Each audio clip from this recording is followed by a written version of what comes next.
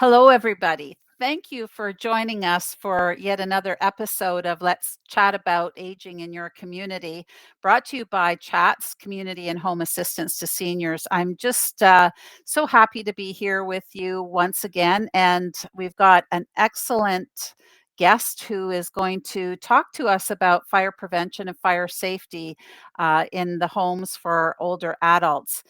And while our program is locally focused, given that CHATS is a regional organization, the content that we'll be talking about today really does have application right across the country. So, regardless of whether you live in York Region in Ontario or you live in Vancouver, the information today, I'm sure, is going to be valuable to anybody to be better aware of how they can protect themselves and their families, and make sure that they're living well and healthy in their own homes.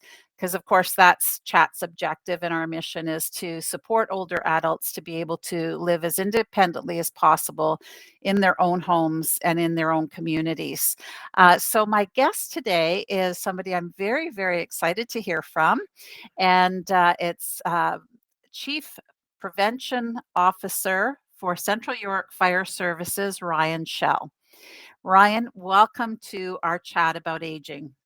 Oh, thank you for having me. It's amazing, and so happy to be here to speak to the residents of Newmarket and Aurora and across York Region and wherever else we can help. This is a great opportunity. Thank you for having us.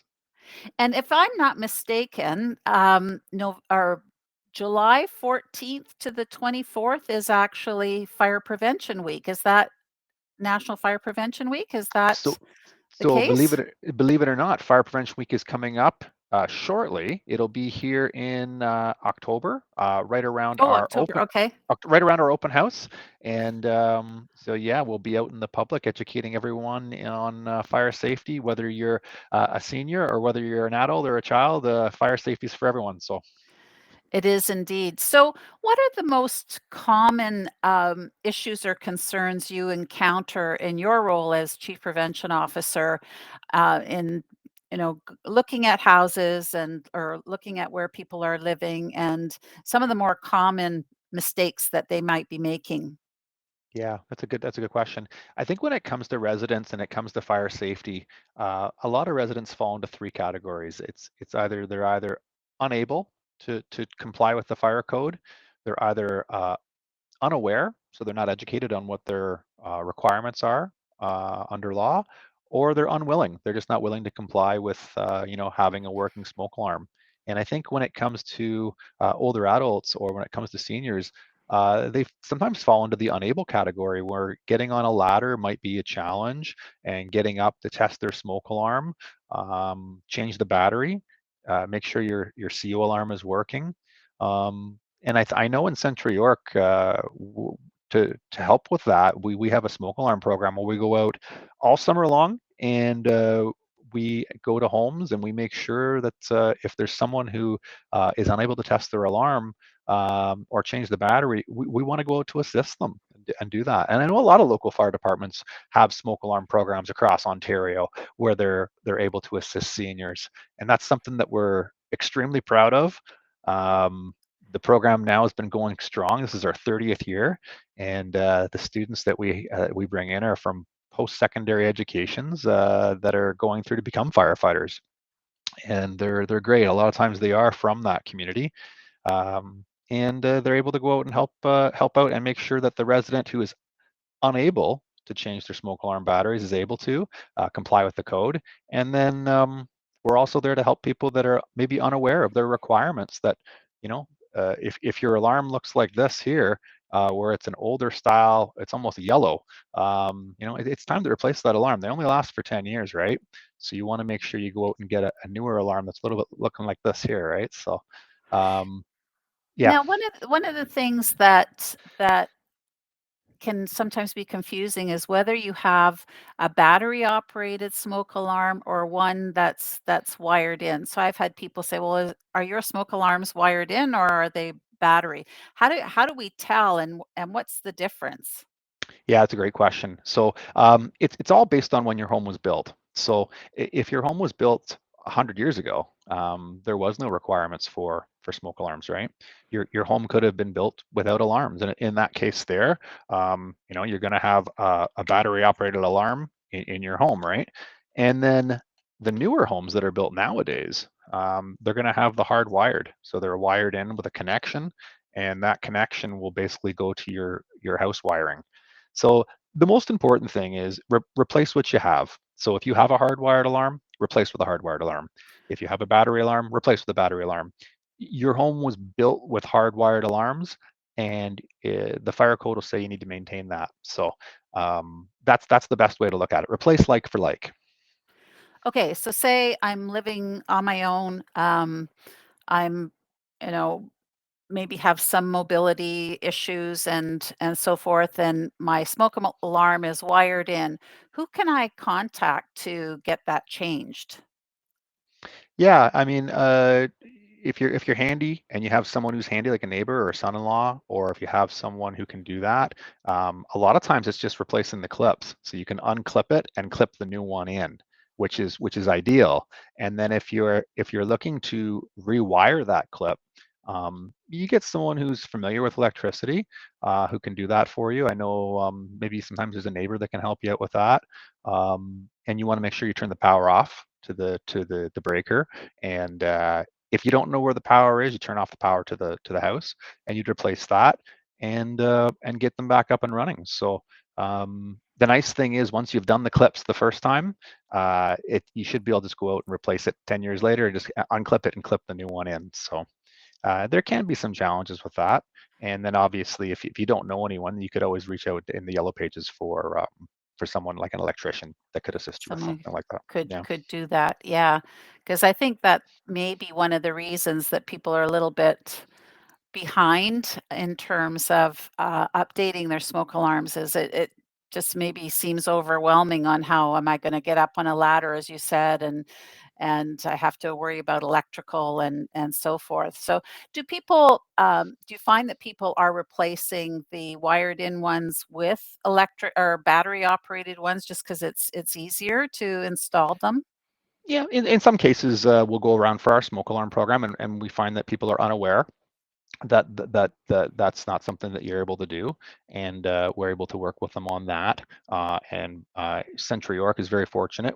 If you're a Newmarket or Aurora resident, we do have alarms that we do provide for the community. So whether they are hardwired or battery, we go out and making sure that they're in positions that where people need them, and we'll assist you with that alarm. So I know if you're a Newmarket or Aurora resident and you are want to have a home visit, by all means reach out to us at our phone number there, 905 9222, and you can book an inspection with Alex. She will ensure that our smoke alarm specialists come out to your home, and if you have any questions specifically on your home when it comes to hardwired alarms, we're there to help.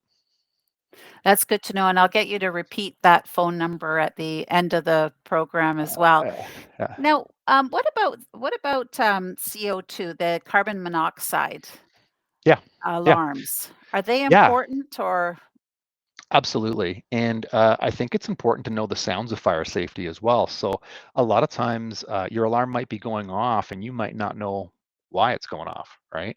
So for smoke alarms, it's three beeps, beep, beep, beep. That's your smoke alarm. And for carbon monoxide alarms, CO, it's four beeps. So it's beep, beep, beep, beep, beep, beep, beep. And that's your CO alarm. So that'll tell you right then and there if it's a smoke alarm or a CO alarm. And here and with the alarm I have right here, the Kidda alarm, it's actually got it talks to you as well. It'll say smoke, and it's bilingual. oh, It'll come on and say fur or carbon monoxide, monoxide de carbone, and it'll actually talk to you and tell you after the beeps which which alarm it is. So when it does come to CO, it is really important. You might not know there's CO in your homes, right? So you can't see it, you can't smell it, you can't taste it. Sometimes people think they have the flu. It's like the flu without the fever. And so if your alarm is going off for whatever reason, treat that seriously. They've referred to CO as the silent killer because you can't see it, you can't smell it, you can't taste it. Please, if you hear those 4 beeps, uh, leave your home, call 911 immediately, and we will come out with our fire truck, and we have a special wand on the truck that we can go through your home, and we can tell whether there's CO present there or not, and make sure that you're safe and protected. So here in Ontario, it is law to have a CO alarm outside the sleeping area, and I know the Hawkins Janak Foundation, John Janak, is trying to get that great law that we have here in Ontario in the other provinces here in Canada, and he's doing a fantastic job. He's one of our community partners who comes out to our open house every year, and Mm. we help raise money for his foundation because he's trying to ensure that great law we have in Ontario also goes across Canada. So Yeah. That's a really helpful tip about, leaving your house and calling 911. I mean, how many of us, even with the smoke alarm, when the smoke alarm goes off and we just, wave in front of it, yeah, or if the yeah, carbon monoxide alarm goes off, you just sort of assume, oh, it must be battery failure or yeah, something, and we unplug it and, reboot instead of yeah. taking it seriously and leaving the house and calling 911. So that's an important tip. Is there sort of um, any indication of when it is just, something that needs to be rebooted, or should in any instance where you hear those 4 beeps, we should be leaving the house? Yeah, there are some other indications for beeps. If you do have a beep that happens, it's important to time it. So if you get a beep that happens, for example, every minute, then you can pretty much Google anything now. Like you can Google the alarm and the make, and it'll tell you a beep every 60 seconds means low battery, right? That kind of thing. So it is important to know the sounds of fire safety. I can demonstrate for you if you want. Sure. Yeah, Okay, all let's right. let's hear it. All right. All right. Okay. So we're going to hear our 3 beeps for smoke alarm. There's your smoke. Again, here's your 4 beeps for seal.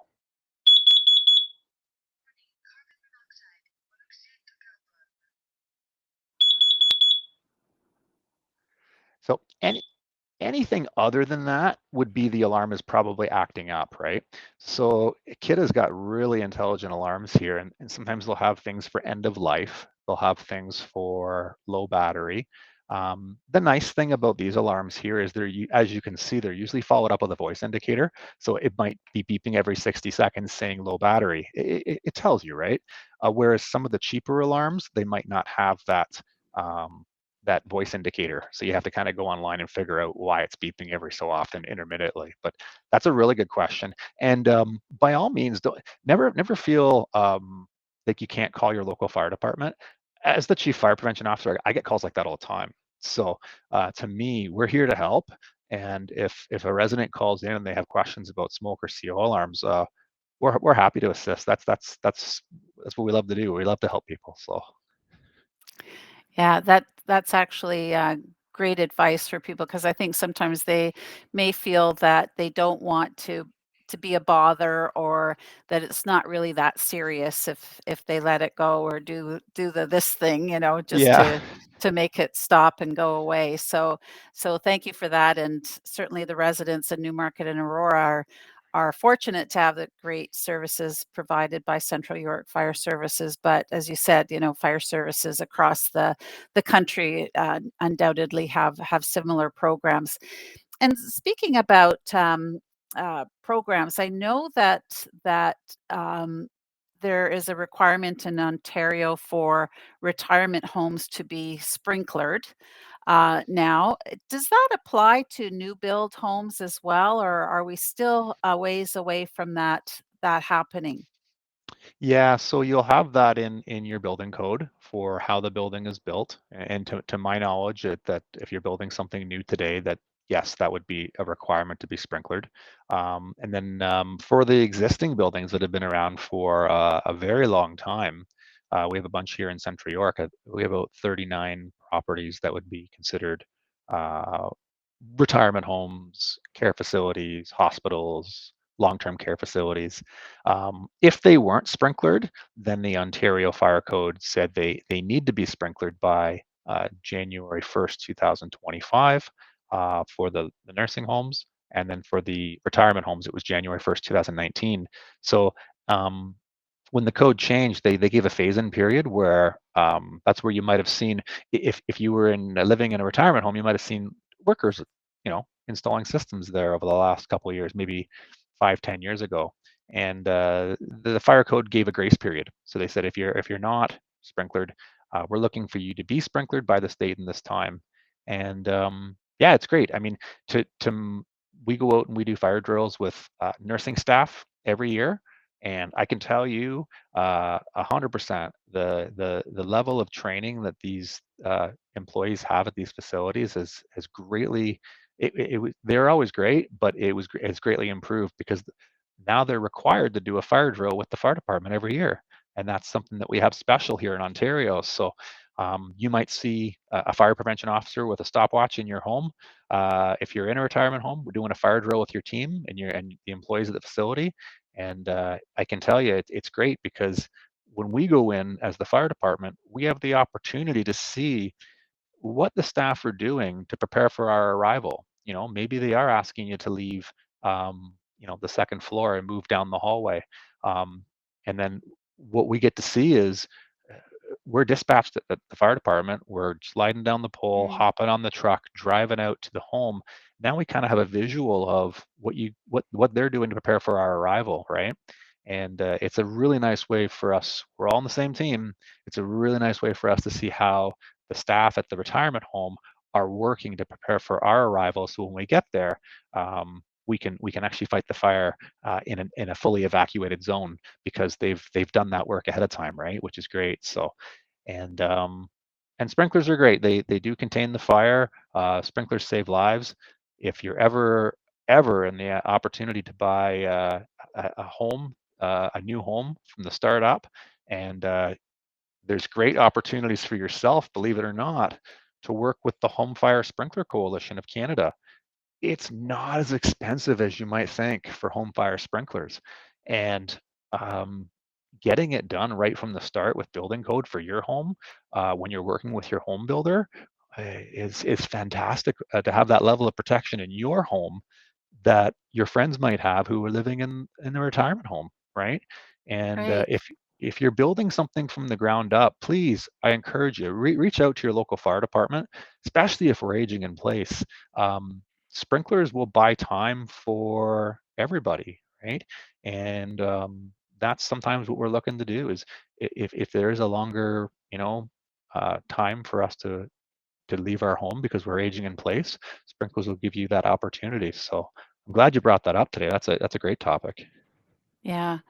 Well, and certainly as we, look at people wanting to be able to stay in their own communities, but also looking to downsize from current housing, uh, it's really important. I think that people consider all elements, not just that the ceilings are 9 foot and that we have a nice island in the kitchen and so forth. Safety is so important, particularly as you said, because you've got a few more challenges as you age and uh, the need for that additional time to be able to get out of the house if necessary is going to make a big difference. Oh yeah, yeah, Yeah, yeah. And the information available at the Home Fire Sprinkler Coalition Canada, they have information readily available on how to work with your home builder, the benefits of home sprinklers. It breaks down a lot of the myths, that sprinklers are ugly. You can see them nowadays. They're concealed. You wouldn't even know they're there. I had one real estate agent walk through a home and say to me, they walked out and they didn't even know it was sprinklered, right? Because they're concealed with they're made to look beautiful to be in modern homes. right. So you get that level of protection, and you're not compromising. So um, it's changed. It's amazing how things evolve. Mhm. Yeah. Now, I want to talk a little bit about another subject that CHATS is very involved with, and just to get your sort of thoughts on individuals who are perhaps leaving a lot of clutter in their homes, and to the point where their homes or apartments become very unsafe. Chats has a program called Tenancy Risk Reduction, and it's focused on individuals who have hoarding behaviors and um, are presenting a risk not only to themselves but to their neighbors and others. And one of the things that really sort of took me aback a bit when we started this program is the number of first responders, including the firefighters who are encountering situations where there's so much clutter as a result of hoarding that it's even unsafe for them to enter a premise. Is that something that you have encountered, and that in your sort of fire safety education that you're addressing with residents? Yeah. First and foremost, the tenancy risk reduction program from Chats, I just want to thank you. That is such a valuable program for the community, and we've partnered with you on that. And I mean, it's a win-win for the residents. And what Chats is doing is just phenomenal. So thank you for that, first of all. And yeah, we have encountered that in the community. Some of the things that can be that can present a risk to a first responder would be say there's a fall in the home and we would need to get a stretcher in there to get someone and lift someone up. If we don't have the adequate the aisle width to get in the home, it could slow down first responders, right, for a medical emergency. So you want to make sure you have that egress way in and out of the home, right? Um, and I get it. I'm a sports card collector. I like my stuff, right? And sometimes when we have our stuff, we just have to make sure that it's you know stored in a way that it's still safe for everyone. We want to make sure that our stuff is away from anything that can, like the stove top. We want to make sure that's clear away from our combustibles. Um, Sometimes people will put their stuff downstairs in the basement and just right up against the furnace, right up against the electrical panel. So we want to make sure from a fire safety point of view that we're as safe as we can be. Want to make sure there's enough room around that furnace so that the furnace can breathe and do its job as well, right? For electrical panels, you want to make sure you keep stuff a certain distance away. We typically say about 3 feet away from your electrical panel, and that's just to ensure you're safe, right? um, Also for first responders too, that a lot of times, if you think about it from their perspective, if there was a fire at the location, they're putting a lot of water on the fire, right? So anything that could be piled too high on the floor, it might add extra weight to the floor. Things could fall over. Floors could potentially, have that ability to collapse sooner rather than later. So you want to make sure that all those things are taken into consideration when it comes to you know uh, combustibles and having things in your home. And if you are in the situation where you have something like that, or there's a loved one that you're, it's a sensitive topic to bring up, right? Mhm, When it mhm. talk about hoarding and things like that, by all means, chats. I can tell you with my own experience, the tenancy risk reduction program. We are a team.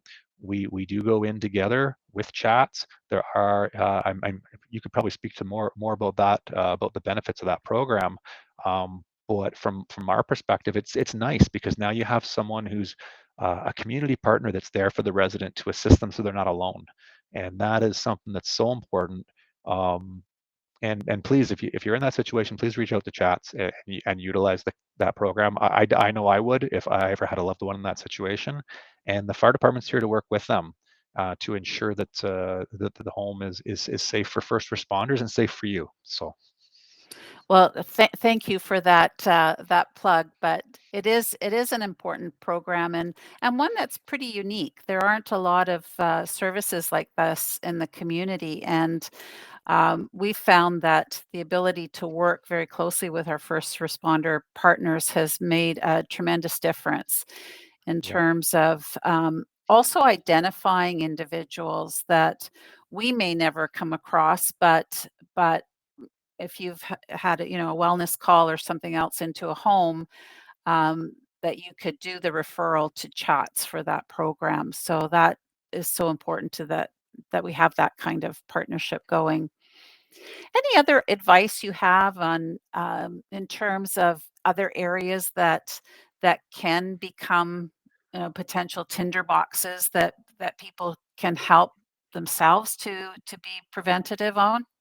Yeah, yeah. I mean, the first thing I think of too is when we age in place. Um, it's natural that we start losing, our sight and our hearing. I know I'm getting to that point now, where sometimes it's harder to hear, right? And people will take their hearing aids out when they go to bed, and that's normal, right?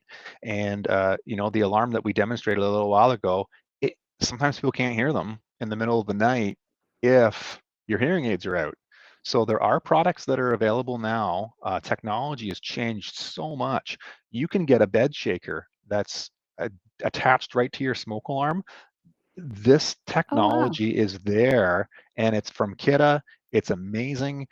It's not as expensive as you think it would be, like years ago.